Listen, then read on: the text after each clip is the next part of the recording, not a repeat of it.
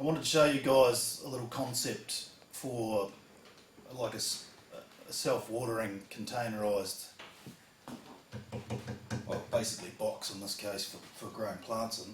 Similar to the actual self-watering wicking bed, but we're just going to make them out of containers. I recently went to the hardware store and all the plant stores and found that the containers were really expensive, so I decided to build some of my own.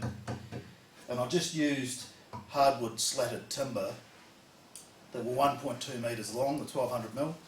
Cut them in half for the sides and kept the lengths the same, so there's minimal cutting involved. And I used these hardwood posts that I got from the boys down at Mitre 10. They chucked them in for free, and these were just hardwood posts that were used as dunnage for their forklift whenever they got shipments allotted into the store. So they were thrown in for free.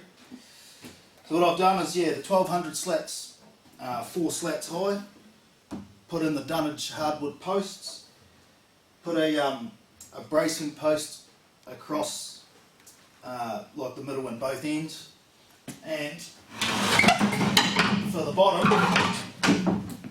I've just put a series of the same slats across, and I've double screwed these, and we've ended up using the majority of these were 40mm long screws, and they're really easy. I had to like put a pilot hole in for them because it's hardwood, and then these just, you use your drill and just smash them straight in. There's one end here that I've started building, and all I'm going to build 3 of these. But you're not videoing. Oh yeah. And all of these I'm going to build 3 of these in all. There's 3 ends over there that I've completed. I've just found that that's the easiest way to do it, is to do the ends first and then build the box around them.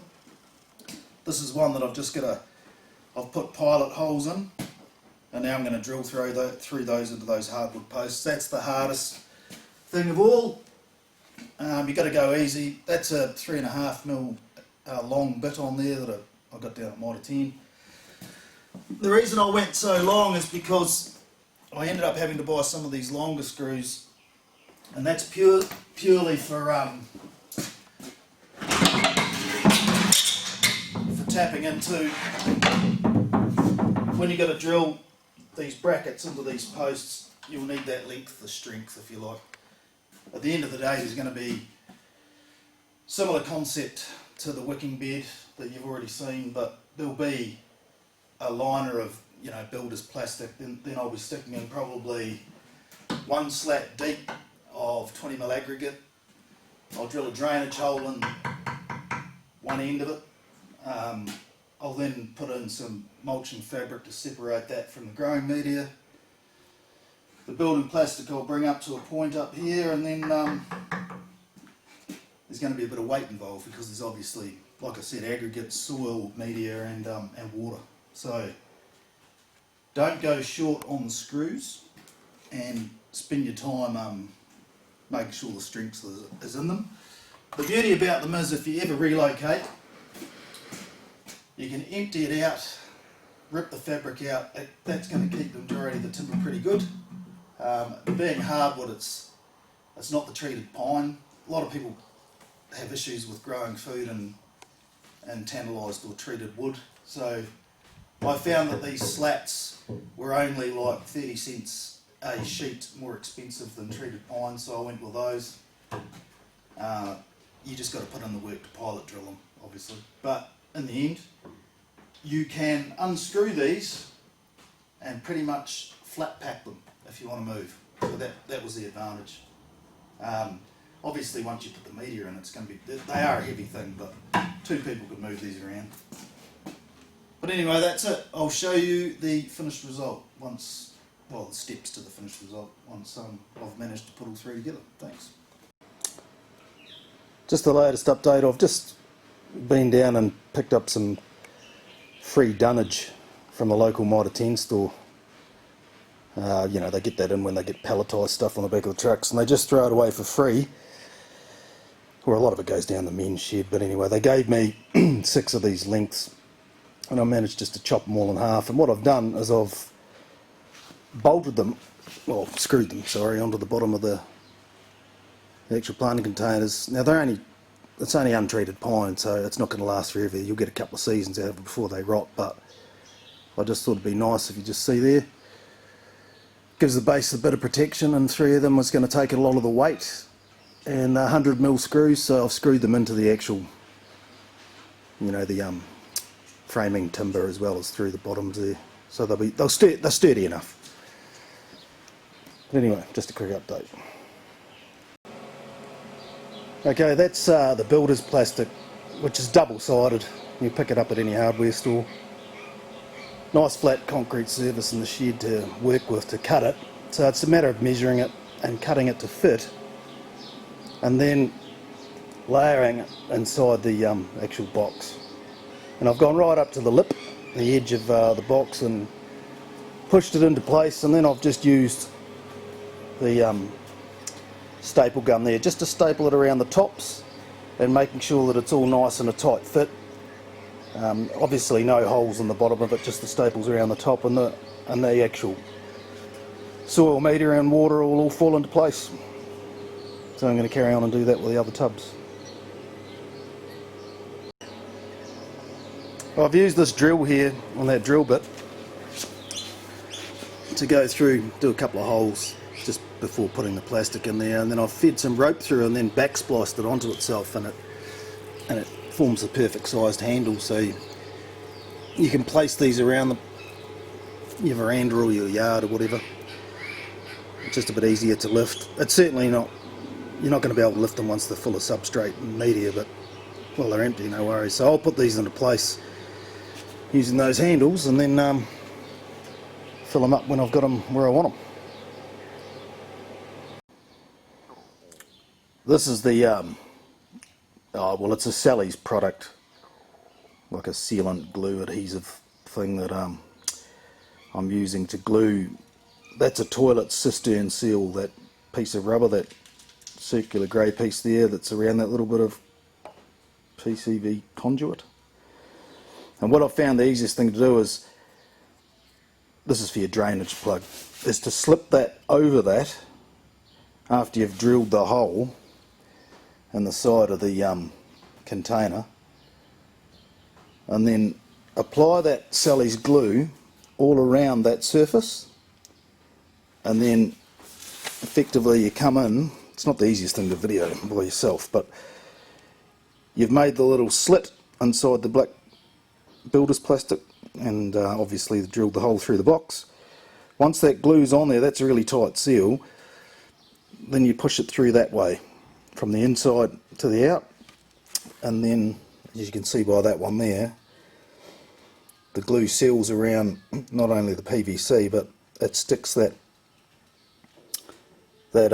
cistern rubber seal down to the plastic and effectively gives you like a leak-free hole. So then your water drainage goes out the tube and not into the inside of your box. And I've done this other one over here, and that's just sealing up. I'll give that, you know, a few hours, and then this one's going to come in here. So there's the slit you can see there in the plastic. I'll push that back through that way once I've put the glue on, and then give it a couple of hours, and we're ready to put all the mixture and so forth into the sides, inside the boxes, once we put them in place outside, so it's not so heavy to lift. I've just managed to cut up a 20 metre length of this 50mm irrigation tube. You might be able to closely see. You can see as I move it around, there's a few holes in the side of it. Same concept as the large self-watering garden bed that I made, but it comes in 20 metre lengths, so I've cut it into 3 equal measures, and I'll put one of them coiled up in each of the beds. And I've also got this mulching fabric here that came in a 10 metre roll, so I've cut off 3 and a bit metres. And I'll place them in there as we go, but I've got to move them there and put them in place before I start loading them up, otherwise they're too heavy to move. Okay, bit of an update. So I used the little trolley to bring these around here empty, and I've just got them laid out here on the front of the veranda. which is nice because eventually I'll be able to use the rails and posts and that to tie tomatoes and cucumbers and whatever else wants to grow up there, beans and stuff. But just to give you an idea, I've levelled out this shingle so it's, you know, relatively flat, and the way the water and everything's going to go even. But I just wanted to show you this. This is the same as the concept with the Meiji garden bed that I did, the self-watering one, but just in smaller form. But there's the aggregate, and I've placed, get out of the sun there, I've placed the tubing in there already. So I've got one side there coming up and one side there coming up, so you can, you know, put your hose in and water it. Here's an example of the next one where you can see the tubing in the bottom, and I've just placed shingle around it there, the aggregate, to hold it in place. It's not the easiest job to do by yourself because obviously that hose comes in a coil and it's already tensioned up and spiraled, and it doesn't like being straight, so you got to persevere and place that aggregate appropriately. And here's the third one where I've just chopped the irrigation tubing, and as you can see, it's got that big U-bend in it, so I'll use the shingle to hold in place. And behind there you can see that's a normal garden line that's running right around the full length of the veranda, and it's already feeding a half a dozen containers around the corner, but they aren't self-watering. And these are the plants that I've been growing in a cold frame throughout the winter. They're totally overgrown now. I need to get them out of there today and in those tubs. And it all basically wires into that, which I think you've seen before. I cut that little pot off to protect it from the sun. It's a plant container I drilled a hole in and put it over the top of the actual timing mechanisms just to stop the UV and having it overheating. Yeah, just kick in the timers. I'll have to go down the hardware store and pick up some misting or sprinkler lines before the end of the day, before the hardware shop closes. But that's it. That's the update so far. Oh yeah, by the way, there's the containers around the other side, and you can see everything growing hunky-dory there. But yeah, they're just standard pots, those things. They're not self-watering at all. So aggregate in, all the drainage systems all sorted. Now I've just put mulching fabric on top and all three, and soil mix to go on top of that, and then we'll be able to bloody wet it down and plant her up. Here's the final take of the tubs for you, but nice sunny day here too. I've just finished watering that. You can see the water's coming out the overflow. I just pruned everything back and took care of a few weeds, and they've been really successful. And what's good about them is they look good. They're a nice look because of the old timber, the hardwood. Anyway, and some of the flowers are blooming. I've planted a lot more flowers than these for my wife mainly, instead of just flat out herbs and vegetables all the time. The status has got some flower buds on there ready to bloom, and I've started to get one tomato that's reddened up there. And you know, there's a bit of a mixture, peas and snow peas there, and some beans. Got some capsicum plants in the centre of that one. It's incredible how fast stuff's growing here. I've fertilised them and I've trimmed them back and tied the tomatoes back. Did most of this yesterday. A few cucumbers coming up there, and that's a watermelon, and this is the pumpkin that's going to eventually take over that whole side of the property, one would suggest. But yeah, it's a successful little mission down containerisation, self-watering lane. Anyway, I hope you get something out of it. And there's a last little look at the drip line that I've fed through there and hooked it up there. I could probably do with a mister that's not so fine, like heavier droplets, I think, and then the wind wouldn't blow it away so much. So I might just explore that. But well, that's good to see too. I put that wire caging there in there yesterday, and that bean has started to loop up that already.